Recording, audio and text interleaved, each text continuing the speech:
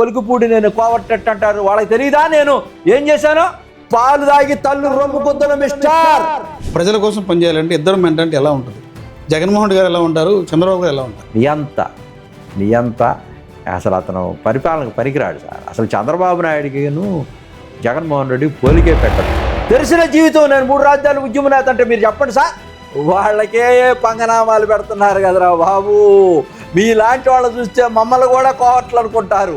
ఏ పార్టీలో ఉంటే ఆ పార్టీ కోసం చచ్చిపోవడానికి సిద్ధపడతానే కానీ నీకులాగా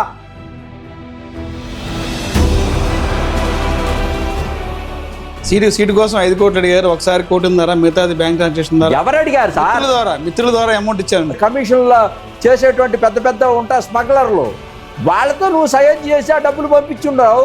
నీకు 5 కోట్లు ఎక్కడి నుంచి వచ్చినాయి? రోలెక్స్ వాచ్ వచ్చి ఎక్కడి నుంచి వచ్చింది? నువ్వు వేసుకున్న 30,30,000 రూపాయల సొక్క ఎక్కడి నుంచి వచ్చింది? చిన్ని గారు అడిగారు అనేది. చిన్ని గారు ఆయన ఎక్కడ అడిగాడు చూపించమనండి. తర్వాత ఏమంటాడు తెలుసా? చిన్ని గారి ఆయన ఇచ్చిన నెంబర్లు పంపించానంటాడు. అతను ఆల్రెడీ మ్యాచ్ ఫిక్సింగ్ చేసుకొని వచ్చాడు. అతను పదజాలం ఏంటో తెలుసా? చెప్పులతో కొడతాను, చాటలతో కొడతాను, దొంగ నా కొడుకులు అంటాడు. అంటే నేను అనకూడదు, సారీ, బూత్ మాటలు మాట్లాడుతున్నాడు వేదిక మీదే. అక్కడ వచ్చినటువంటి ఆడవాళ్ళందరినీ మహిళలు.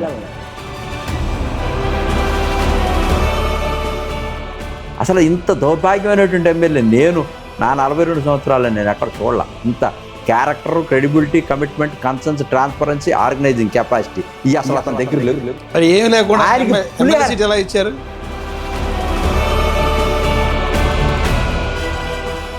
మరి ఏమి తెలియనటువంటి వ్యక్తిని మీరు ఎందుకు గతంలో టీడీపీ పార్టీ అమరావతి ఉద్యమంలో ముందు పెట్టింది? మోసం చేశాడండి. మేకవన్నీ పులిట్లా ఒకటి కట్టుకుంటాడు పెద్ద రైతులాగా గ్రీన్ది. ఇతని దగ్గర రౌడీ ఎలిమెంట్స్ ఉన్నాయండి.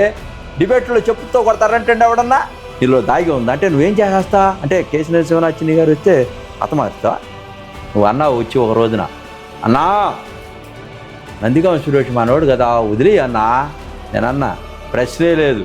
ఆ ఎంపీ అయినా సరే, ఎమ్మెల్యే అయినా సరే, ఇంకోడైనా సరే నా బహుజనులకు కనుక ఇబ్బంది కలిగితే తప్పకుండా నేను ఎంటర్ అవుతాను.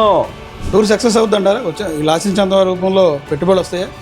రేపు కార్యాచరణ కాబోతా ఉంది. 2 లక్షల ఉద్యోగాలు రాబోతా ఉంది. అదే గూగుల్ సెంటర్ తీసుకొచ్చింది వైసీపీ ప్రభుత్వం అని చెప్పి 2024 మే 16 తీసుకొచ్చని చెప్పి ఒక ఆధారాలు చూపిస్తారు జగన్మోహన్ రెడ్డి. ఆదాని అనేది, గూగుల్ అనేది ఒక డబ్బా అన్నారు. ఈ నోటితోనే ఆదానికి ఏం చేశారు? తెడ్డు చూపించారు. ఆదానికి తెడ్డు చూపిస్తే పారిపోయాడు. అంటే ఈ కంపెనీలన్నీ ఇప్పుడు వైజాగ్లో తరలిస్తే అమరావతి పరిస్థితి ఏంటి? అమరావతిలో ప్రాజెక్టులు రావాలా, అమరావతిని డెవలప్ చేయాలా, అమరావతి కోసం కూటమి ప్రభుత్వాన్ని త్యాగం చేసిన కూటమి ప్రభుత్వానికి ఓట్లేసి గెలిపించిన ప్రజల సంగతి ఏంటి? అమరావతి రైతుల సంగతి ఏంటి?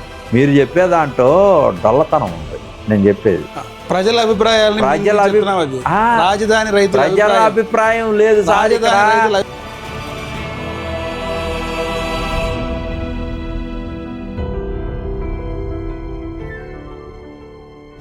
అదివరకు ఏం చెప్పావు నువ్వు? జగన్మోహన్ రెడ్డి గారు నేను వాలంటీర్లు పెట్టాను, పంచాయతీలు పెట్టాను, 2,50,000 మందికి ఉద్యోగాలు ఇచ్చాను, ఇంటింటికి తిరిగి అమ్మట పెన్షన్లు ఇస్తున్నారు. వాళ్ళు లేకపోతే లేదన్నావుగా. వాలంటీర్లు పక్కన పెట్టి ఈ రోజున మేము చేయట్లేదా? అంటే గురునాథం గారు జగన్మోహన్ రెడ్డి కోవర్ట్ అంటారు. నిజంగా మీరు జగన్ కోవర్ట? మీరు జగన్ కోవర్ట్ కాదు, నేను డిస్మాంటిల్ చేసే జగన్ని. అంటే వైసీపీ ప్రభుత్వం పడిపోతుందని చెప్పి మీరు టీడీపీకి వెళ్ళారా? ఎస్.